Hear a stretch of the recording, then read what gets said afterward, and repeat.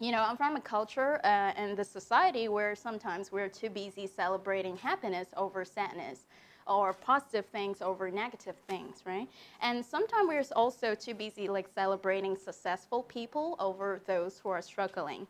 Uh, and also sometimes we tend to find quick fixes rather than like healing journeys. When I was 5, nobody really told the kids that life can be like, you know, usually people tell kids start fairy tales that like life is beautiful instead of life can be an itch. I mean a bee itch, right? So, so when I was 5, I totally bought that, and I was still believed in prince and princess and have like happily ever after and so on. And my first prince and princess experience came in the form of of sexual assault. So that was my first prince, and I was 5, and I was a perfectly beautiful, innocent, and very sweet girl.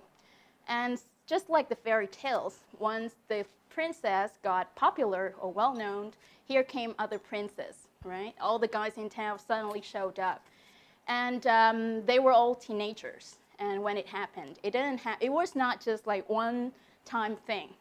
And I was still 5, but not until I was 17, I actually acknowledged and I could address what the event that actually had happened, because my vocabulary, you know, got better, and so did my knowledge. So the first half of my 20s, I was having a very hard time and very unhealthy relationships with, first of all, myself. Secondly, all the men in my life, and apparently also my dating life never, you know, was never really good. And I was like, okay, that one night in April in 2014, I was like, okay, this kind of being broken is not the kind of thing that I want. How about being broken differently? And so the first thing I was the first one, need to help myself out. I helped myself believe that it's okay to be broken, and it's perfectly fine. I don't have to be broken alone, right?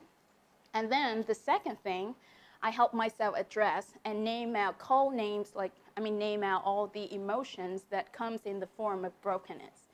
Usually it comes in like anger or negativity or bitterness, feelings of revenge, taking revenge, or even flashbacks and pain, right? But it's not the worst thing about having those emotions. The worst thing is I believe that I had to live with those emotions alone and in secret. And while actually I didn't have to, nobody had to do that. So here comes the next step. So I raised awareness for myself, right? But the next thing was, what am I going to do? Changing the attitude. So last year, I decided to speak out, the first time in my whole life, in front of like 20 people. And I chose a great group of people. People I know that will support and listen to me without judgment.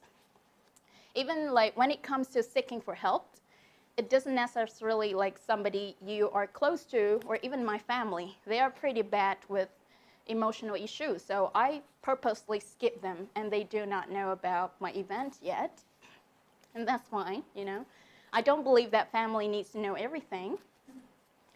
And here comes the third step, which is also the easiest one.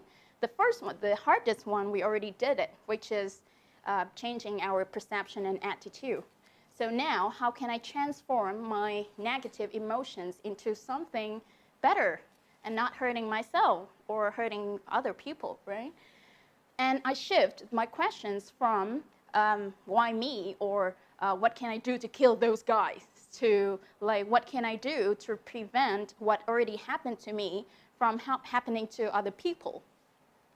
So I started having a lot of ideas, and I'm very happy that I'm actually doing them. So first, last year, I picked a workbook that helps like healing sexually abused teenagers.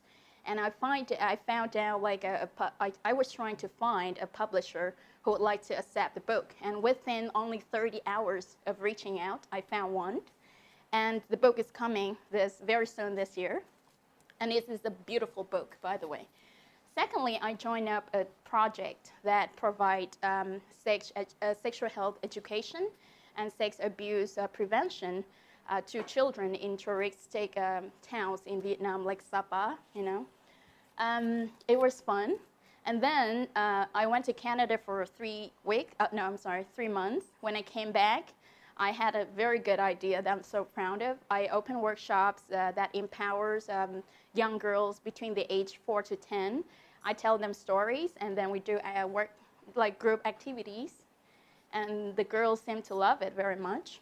So through those workshops, I raised money for another idea, which I hope will happen this summer.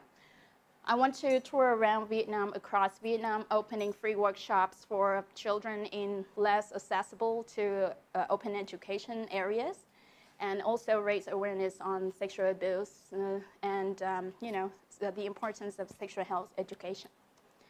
So today, thinking about all these like brokenness, I feel like actually it wasn't that bad, you know.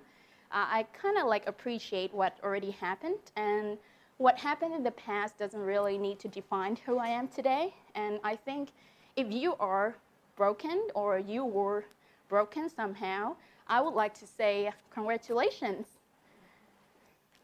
Yeah, thank you for listening.